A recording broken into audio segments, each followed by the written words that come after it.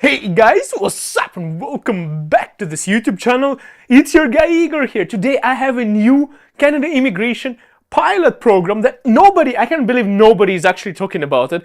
I'm hoping to be one of the first YouTubers to cover this program. Well, it has been just recently opened and I want to cover all the details about this new immigration program for you in this video. So you'll be one of the first people to apply while it is still active. And in fact, guys, the requirements for this program are extremely low. And I have the website of this program open, which I'll let you know in a moment, all the details on this program that has been just announced. Well, first of all, guys, I want to say that there are really low requirements in terms of education, in terms of English language requirements, which occupations are on this program. So it's very easy in terms of getting your permanent residency through this program. Now, before we start covering, I want to explain to you what this program is. It is a pilot program.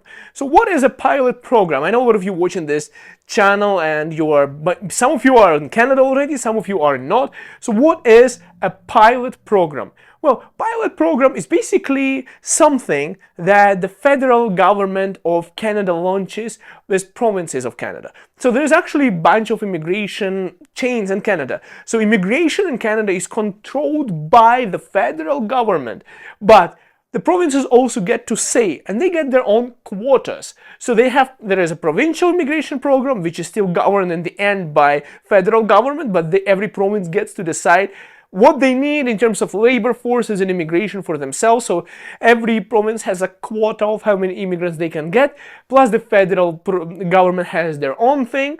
And then there is such a thing as a pilot program. So federal program, an example is express entry. Example, foreign skilled worker, for example, an express entry pool. That's a federal program.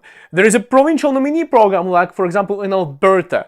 We have a provincial nominee here where I am, and, for example, I'm from Calgary. So in Ontario, they have their own, opportunities program. So, but pilot is something that's launched with the federal government, and it's more like a test. So what they do is they launch those pilots for 3 to 5 years generally, and then they decide if it works out for the province, and if it's going to stay as an immigration program in the future. And it looks like the government of Canada is planning to build more housing. That's what I see. It's my personal opinion. It's not outlined there on the immigration websites or anything like that. But looking and reading in between of the lines, and a lot of times you have to do that in terms of Canada immigration, is essentially keep on reading between the lines on what is happening. So they are bringing a lot of workers, especially in construction. So guys, now let me tell you what are the requirements of this program, and then we are going to go through the little bit of a list of occupations on this program, and where you can apply actually. I'll let you know everything in this video. So first of all, guys, what are the requirements? So you cannot apply for this program if you're a kid, which is below 21 years of age, or a senior citizen after 55, even though you're not really senior according to Canadian legislation, but they want people to be within the age of 21 is the minimum requirement. So if you're 19, 17, unfortunately you cannot apply through this program. Or over 55 you cannot, but between 21 and 55 years of age you can. Okay guys, so the next requirement is CLB, English. It's Canadian language benchmark is what it is. So it's as low as CLB4, and in some cases it is CLB5, depending on your occupation. So that is actually pretty low requirement. If you want to get your permanent residency, guys, if you want to go through immigration, what do you need? Like CLB7 normally? Like 4 or 5? It's just basic knowledge. I mean, you wouldn't be watching this video if you didn't have that kind of CLB score. Like, you wouldn't understand with the pace that I'm speaking, and you won't be able to work in Canada or perform normal duties. Honestly, that's why I'm making videos in English right now a lot of times, because why I'm not making videos in Ukrainian or in Russian, because in my opinion it's pointless to make videos in my own language where people are going to be coming to Canada. Okay, you don't know how to speak English. What are you even going to do that? What are you going to do here in Canada? There's nothing for you if you don't speak English. So it's a must, but this is like bare minimum requirement. If you understand what I'm saying right now, I think you should be fine. So next part is, okay, of course they add French language requirement if you want to English or French. So if you speak French, it's also fine. And you also have to, guys, have at least 1 year of work experience. Okay, so 1 year of work experience, and here is the list of occupations, and there are NOC codes. So, I'm not going to read the NOC codes. I'll leave a link for you to look at them, but I'm going to tell you the occupations. So, construction managers, home building and renovation managers. See, guys, I told you it's all about housing. So Canada is fighting housing. We have insane housing inflation. We have insane prices. And, well, I don't see it going down, but the government is trying to do something. Guys, I myself, my occupation in Calgary, Alberta, after the immigration and everything, I did my master's in economics in Ukraine, I did my PMP certification in Canada, I did my work in logistics, I finished immigration law, I got a diploma in that as well, and I'm not offering any immigration services until now, and I'm not going to be doing that.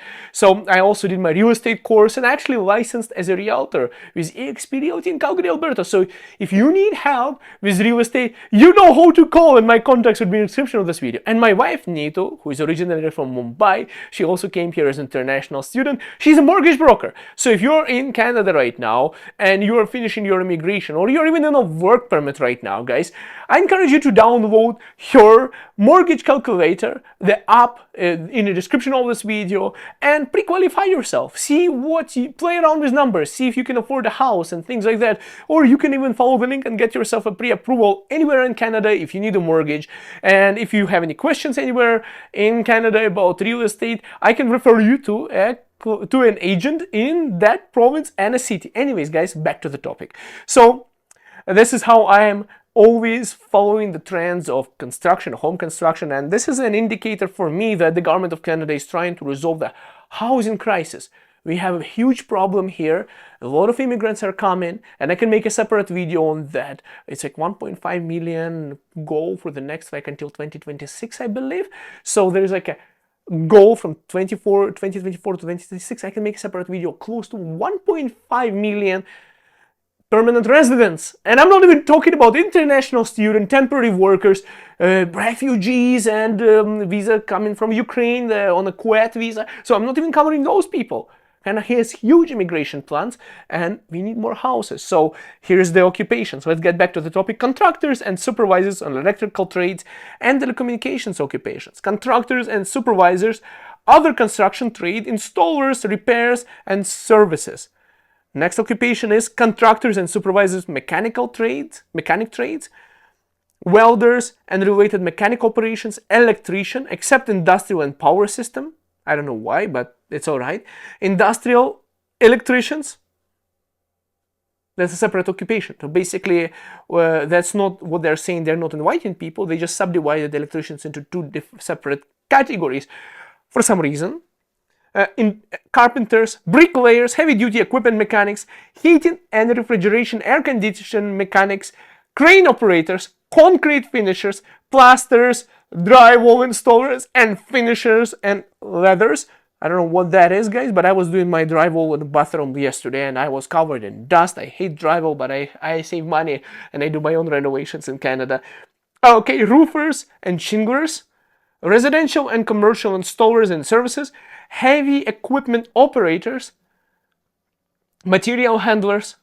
Okay, this occupation, guys, material handlers. Do you know what that means? Usually, what is material handler? It's like, go here, go there, take this, they bring me that, and clean up that mess. So, like, that says, read a description of what material handler is. I can literally check NOC for you as we speak, but let me finish the list and then I'll check the NOC for you so you know what that means. Construction trade helpers and laborers, even better. That's exactly what I was talking about. Okay, other trade helpers and laborers. So basically, guys, like if you were moving bricks around back in India or in Ukraine, doesn't matter where you are from. So yeah, this is actually could help you.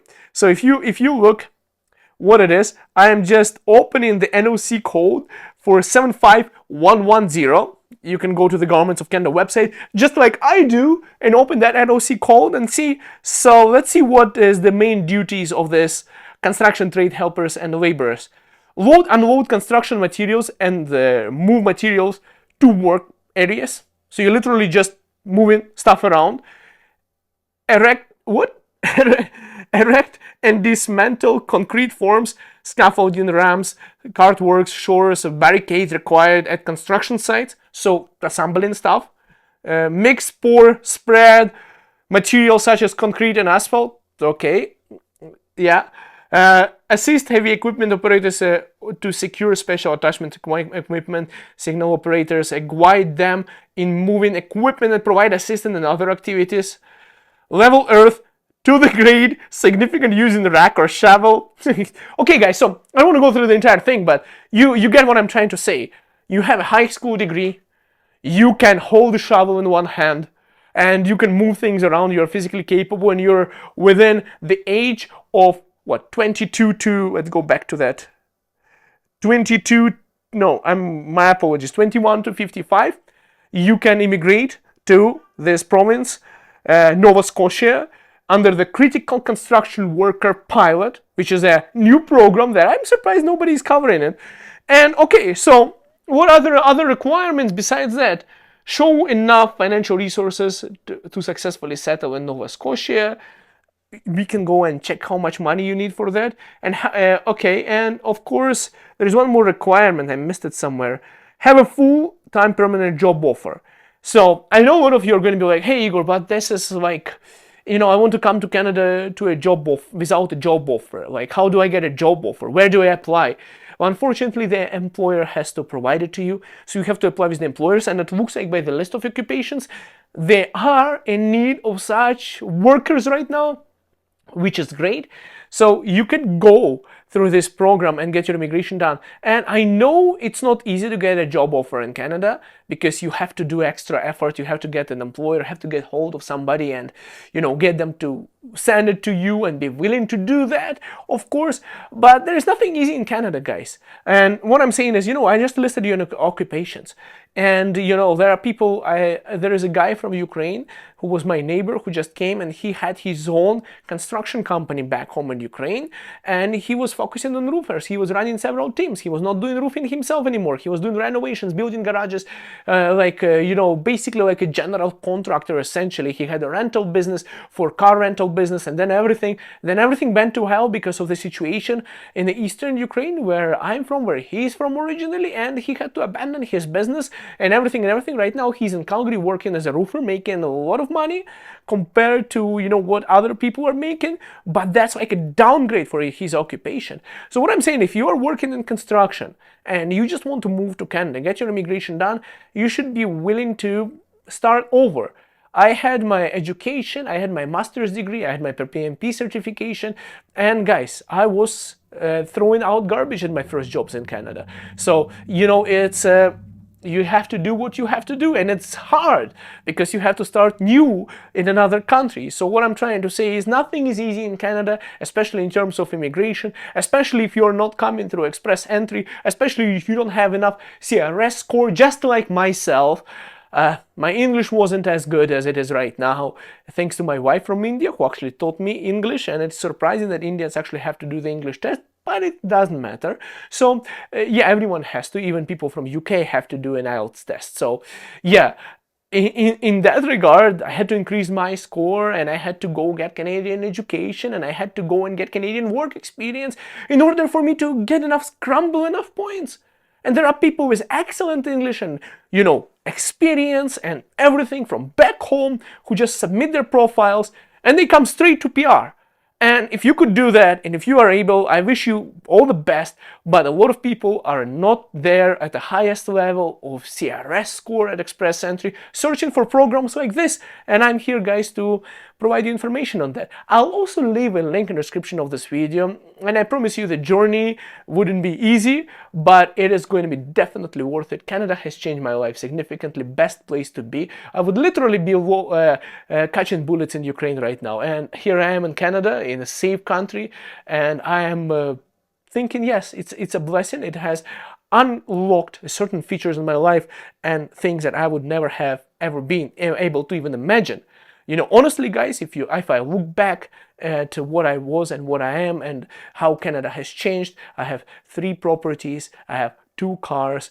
Well, me half is my wife, and yeah, I'm driving a SUV and thinking about it from back home, from where I was, from where I came with nothing. Oh, this is actually a blessing. Honestly, guys, I'm really grateful to everything that I have, and it was only thanks to being able to be in Canada, guys. So yeah, the journey is hard, but it's definitely worth it. I am really blessed to be in Canada and not in any other country in the world, and I think Canada has to offer so much more than people even think about it. You know, I go to other countries for vacations, but I always want to go back to where I came from, not Ukraine, but to Canada. See you guys in the next video. Don't forget to subscribe, leave a comment down below, share your thoughts, and if you want me to cover more videos like this, let me know as well, guys. And don't forget to subscribe.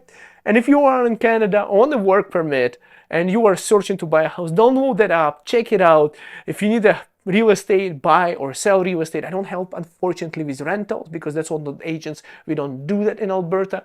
But I can help you buy or sell residential real estate. No problem. See you guys in the next video. All the best, and we'll see you in Canada.